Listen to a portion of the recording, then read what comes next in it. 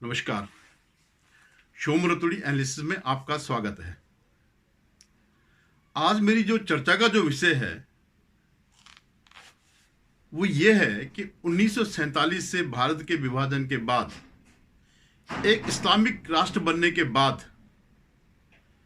किस तरह यहाँ भारत में ऐसी इस्लामिक शक्तियां पनप रही हैं जो फिर एक बार और भारत का विभाजन चाहते हैं या इसको एक इस्लामिक मुल्क के रूप में बदलना चाहते हैं।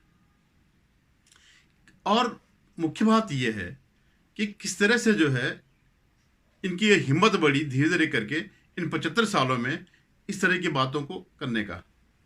जब भारत आज़ाद हुआ तो 2-3 करोड़ मुसलमान थे यहाँ पे, तब ये बात नहीं उठी थी। लेकिन इन 75 सालों में जो है क्यों ये लोग इस स्तर पर आ गए हैं कि कुछ भी अपना नैरेटिव वो करेंगे, नैरेटिव बनाने का जो है वो उन्होंने प्रयास किया और एक स्तर पर पहुंच गए। अभी मैं कल की बात कर रहा हूं, मौलाना महमूद मदानी जो है, जो जमीयत उलमाए हिंद के महासचिव हैं, तो वो अपने जो इनके जलसा वलसा जो भी होता है उसमें उन्होंने जो बात कही, आप सोचिए कितनी गंभीर बात है। पहली बात तो उन्होंने क्या कही कि इस्लाम सबसे पुराना धर्म है, जितने भी धर्म हैं सबसे पुराना धर्म इस्लाम है। मतलब जो हमारा सनातन धर्म वो कहीं मायने नहीं रखता, जो सदियों से क्या है, जो पृथ्वी के जब से मानवता बनी होगी तब से जो चला आ रहा सनातन धर्म वो कुछ नहीं है, सबसे पुराना जो है इस्लाम है। दूसरी बात उन्होंने क्या कही कि इस्लाम के जो पहले पैगंबर थे, अबुल बशर हैं या जो भी थे, वो भारत में जन्मे या वो भारत में आए और यहाँ से उन्होंने इस्लाम का प्रचार किया। तो उनका कहना है कि ये जो धरती है ये इस्लाम की धरती है। मतलब असली जो है भारतवर्ष उनका है और जो हिंदू या लोग रहते हैं वो किराएदार हैं। ये सब बातें बस है, कहीं भी किसी ने इस पर चू नहीं किया। मतलब चू माने करने का मतलब ये है किसी ने माने वो जो लेफ्ट लिबरल गैंग है, वो गैंग जो हिंदू राष्ट्र कहने पर हल्ला मचाता है, पूरी गोष्ठियां करता है और यूनो तक जाता है और पता नहीं क्या क्या नहीं करता है, वो इस पर शांत है। पहले तो आप जरा इनका एक वीडियो ये देख लीजिए, इन्होंने क्या कहा इस पे, फिर मैं आगे विश्लेषण करता हूं।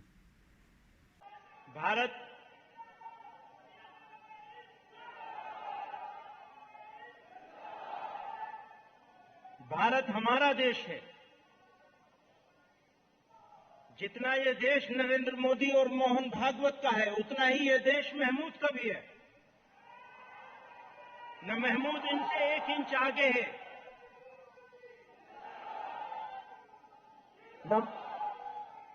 न महमूद इनसे 1 इंच आगे है और न वो महमूद से 1 इंच आगे है। साथ ही इस धरती की खासियत यह है, ध्यान करिएगा, साथ ही इस धरती की खासियत यह है कि यह खुदा के सबसे पहले पैगंबर अबुल बशर सैयदना आदम अलैहिस्सलाम की सरजमीन है।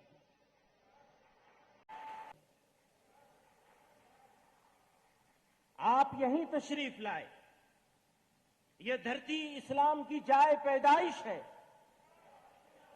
यह मुसलमानों का पहला वतन है। इसलिए यह कहना, यह समझना और यह बोलना कि इस्लाम बाहर से आया हुआ कोई मजहब है, यह सरासर गलत और तारीखी एतबार से बेबुनियाद है। इस्लाम इसी मुल्क का मजहब है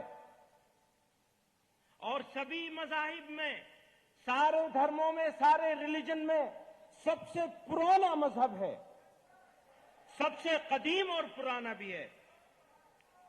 इस्लाम के आखिरी पैगंबर हजरत मोहम्मद सल्लल्लाहु अलैहि वसल्लम इसी दीन को मुकम्मल करने के लिए तशरीफ लाए थे। इसलिए मैं वाज़ेह तौर से कहता हूं कि भारत हिंदी मुसलमानों के लिए वतनी और दीनी दोनों हैसियतों से सबसे अच्छी जगह है। लेकिन साथ ही तो मैं एनालिसिस करूंगा कि ये जो आज ये स्थिति आई है, ये कैसे आई है, कैसे इनकी इतनी हिम्मत बढ़ी है।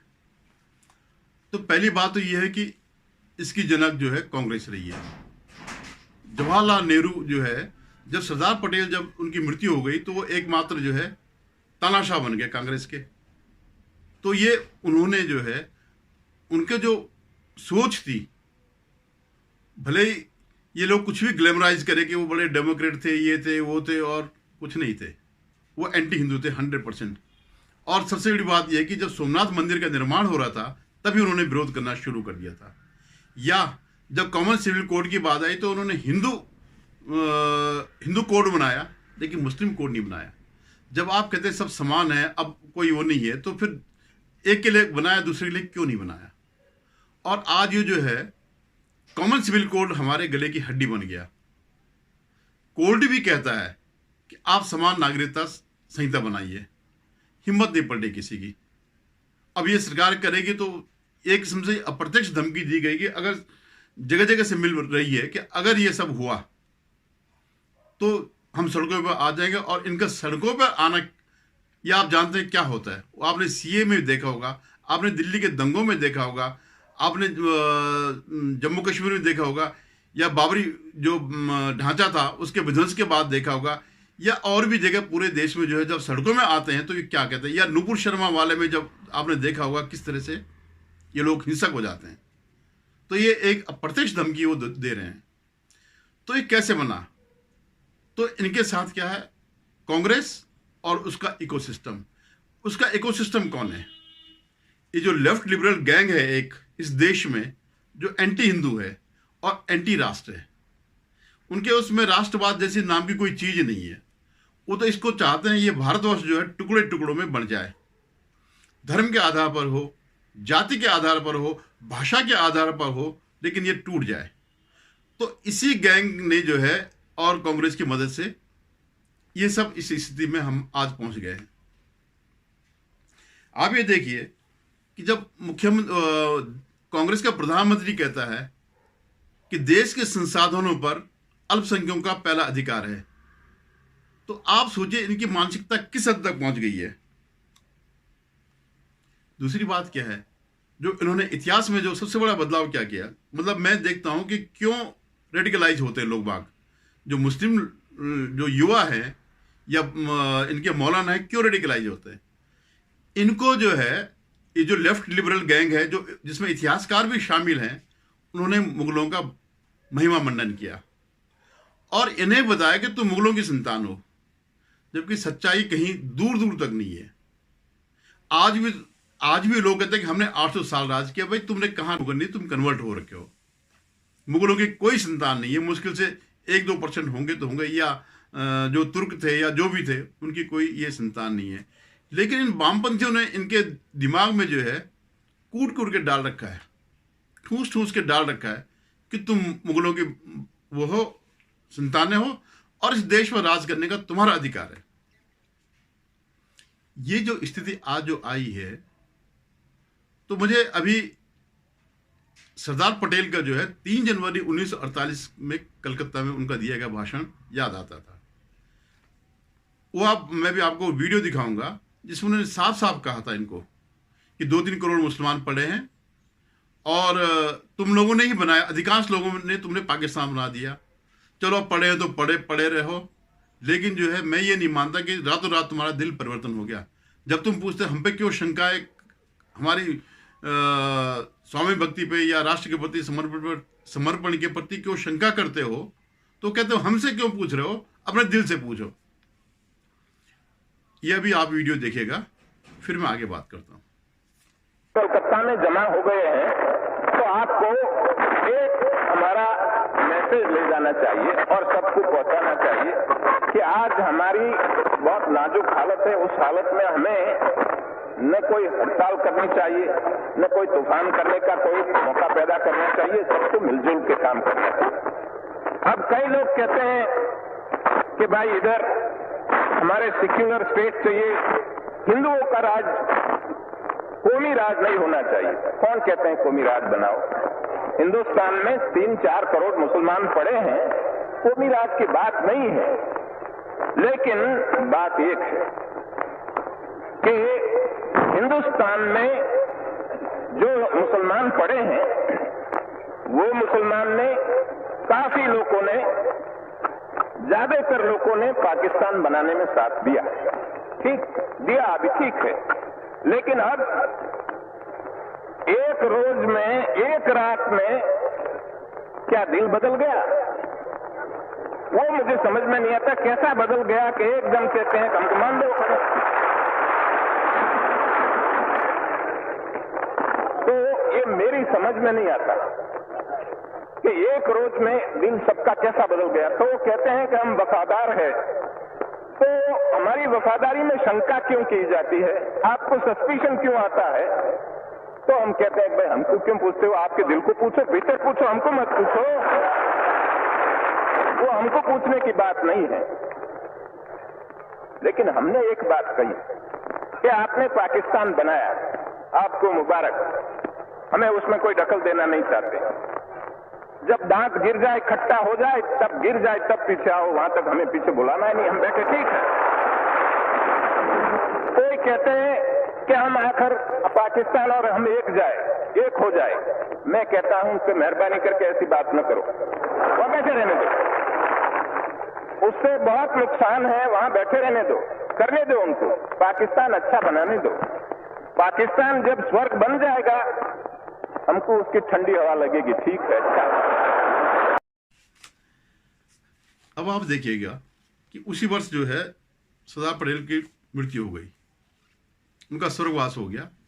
अगर वे रहते तो इस प्रवृत्ति को आगे नहीं बढ़ने देते। लेकिन नेहरू और उसके वंशजों ने और उसकी पार्टी ने जो है देश में एक और विभाजन की स्थिति पैदा कर दी है। इंदिरा गांधी ने क्या बनाया? मुस्लिम पर्सनल बोर्ड हो गया, बाबरी मस्जिद बोर्ड हो गया, मौलाना, इन तरह की संस्थाओं को जो है, धार्मिक संस्थाओं को उन्होंने, इंदिरा गांधी ने बढ़ावा दिया। तो मुस्लिम पर्सनल बोर्ड का क्या कहने का है? या वक्फ में जो है इनको अधिक शक्तियां दी गई, इनको जो है किसी का भी जो है जमीन हड़पने का अधिकार देगा, और उसकी जो है कोई सुनवाई नहीं है। तो इस ढंग से इन्होंने विधिवत जो है एक प्रक्रिया वो करी कि जो है इनको बढ़ावा दिया जाए। दूसरा क्या है कि जो एक कानून बनाया नरसिम्हा राव के टाइम पे, पूजा स्थल अधिनियम के 1947 से पहले, जो अगर किसी ने तोड़फोड़ करी, कुछ भी किया किसी धार्मिक स्थल पर, तो उसमें कोई विचार नहीं होगा। मतलब किसके तोड़फोड़ होगी? केवल हमारे मंदिरों की हुई होगी, तो उस पर आप न्यायालय नहीं जा सकते। अगर सारे साक्ष्य होने के बावजूद आप जो है न्यायालय नहीं जा सकते। और ओवैसी कहता है कि हम ये कर देंगे, हम आग लगा देंगे, ये कर देंगे, वो कर देंगे। आप ही सोचिए, इस लेफ्ट लिबरल गैंग ने कितना वो है। ये हिजाब को कहता है कि हिजाब जो है अपनी चॉइस है, बड़ा प्रेम है। और मुझे याद है जब उत्तराखंड के मुख्यमंत्री तीरथ सिंह रावत ने मिनी स्कर्ट पर कुछ कहा कि ये अच्छा नहीं है, तो इन्होंने जो है हल्ला मचा दिया। हिजाब क्या? ढकना, उसका भी वही मतलब है। और स्कर्ट न पहनना भी वो है, एक ही है कि आप अंग प्रदर्शन मत करो। दोनों चीजें एक ही है, लेकिन दोनों को इन्होंने अलग परिप्रेक्ष्य में लिया। उनको तो कहा कि भाई उनकी चॉइस है। किसकी चॉइस है? कौन चाहता होगा? दिल से आप पूछिए, कौन चाहता होगा एक टेंट में जो है पड़े रहना? और अगर उन्होंने कह दिया तो वो तुम्हें कहते ये जो है प्रतिक्रियावादी कदम है, या ढकोसलावादी है, या जो भी है तो बना रखे हैं। तो ये इन लोगों का, इस गैंग का काम है। जब शिवलिंग की बात जब हुई थी, जब काशी उसमें जो है ज्ञानव्यापी जो मंदिर है या जो भी ढांचा, वहां जो शिवलिंग जो मिला, तो इन्होंने कितनी मजाक उड़ाई। मुसलमानों ने कम उड़ाई। और ये जो लेफ्ट लिबरल गैंग जो है, इन्होंने इतने मीम बनाए जिसकी कोई हद नहीं है। कहीं उसको जो है डिवाइडर के रूप में दे दिया, कहीं न्यूक्लियर जो रिएक्टर होते हैं उसका रूप दे दिया, क्या क्या नहीं किया इन्होंने। इतने बेशर्म है। और इनका जो है एक ही काम है कि किस तरह जो है भारत को तोड़ दिया जाए। मैं कांग्रेस से देख रहा था, कह रहे जी क्या है, नमाज 1.5 मिनट की तो नमाज होती है। मैं रेल से कहा, मैंने कहा ठीक है तुम्हारी जो भी आस्था है अपने घर में रखो, पर ये बताओ कि 1.5 मिनट में तुम समझते हो क्या बोलते हो? कि नहीं वो तो हम नहीं, हमसे क्या मतलब। मैंने कहा तुमसे मतलब है ही नहीं, लेकिन उनसे मतलब है जिनको वो रेडिकलाइज करना चाहते हैं। और तुम कह रहे क्या है 1.5 मिनट की नमाज होती है। एक कांग्रेसी तो इस हद तक कह रहा है कि जो आज़ादी जो आई है वो मुसलमानों की कुर्बानी से आई है, जबकि आप देख लीजिएगा इतिहास में कहीं लिखा हुआ है, उसमें कहीं ना कहीं आप पढ़ेगा कि इनका कितना योगदान रहा। बाद में तो ये पाकिस्तान की मांग के लिए अंग्रेजों के साथ हो गए। अब एक ओवैसी हैं, वो राजनीतिज्ञ हैं, तो जो राजनीति करते हैं उनका राजनीति सिर्फ जो है लोगों को भड़काना। तो कुछ जो आज ये सब जो चल रहा है, जो रेडिकलाइजेशन जो हो रहा है, तो उसमें एक कांग्रेस, एक वामपंथी इकोसिस्टम, ये पूरा गैंग, ओवैसी टाइप के लोग, या ये जो मौलाना मसूद मदनी टाइप के लोग, या पीएफआई। अगर आपने अभी पीएफआई पे चार्जशीट दाखिल हुई, इन पे इतने उनके भयंकर इरादे थे कि 2047 तक, जब हम आज़ादी के 100 वर्ष बना रहे होंगे, तब तक भारत को इस्लामिक राष्ट्र बना दिया जाए। वही वाला जो जब इन्होंने तब कहा था कि लड़के लिया पाकिस्तान, हंस के लेंगे हिंदुस्तान।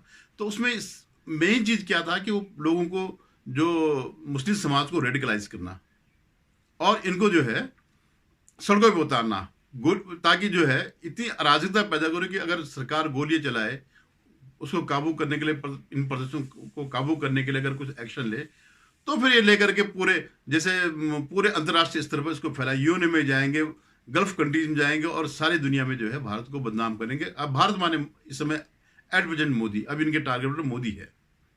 जैसे उन्होंने नूपुर शर्मा के टाइम पे कहा कि किस तरह पूरे जो है इस्लामिक राष्ट्र इकट्ठे हो गए थे, तो ये उसी को लेकर के इनका एक रोड मैप है भारत को इस्लामिक राष्ट्र बनाने का। लेकिन हमारे लेफ्ट लिबरल गैंग है, मजाक उड़ाते हैं कि अरे वो कहाँ हिंदुओं को क्या खतरा है। भैया सुनो कि हिंदू इतने ज़्यादा हैं। जब इस्लामिक आक्रमण हुए थे या अंग्रेज आए थे, तब भी हिंदू बहुत संख्यक थे। आज तो 80% है, तब तो 90%, 99% हिंदू रहे होंगे। तब भी जो है इस्लामिक राष्ट्र, तब भी जो है भारत ने 1000 वर्ष तक गुलामी करी। तो आप लोगों को जो है इन चीज़ों पे नज़र रखिएगा और ये देखिएगा कौन जो है, कौन सी पार्टी जो ये षड्यंत्र चल रहे हैं, इस देश को इस्लामिक राष्ट्र बनाने के षड्यंत्र चल रहे हैं, उसको कौन रोक सकता है। उसका साथ दीजिएगा, नहीं तो आगे आने वाली पीढ़ियां जो है हम पर गालियां देंगी, हम पे थूकेंगी, अगर ये संभाला नहीं गया। धन्यवाद। अगर आपको मेरा वीडियो पसंद आया तो लाइक करिएगा और शेयर करिएगा। धन्यवाद।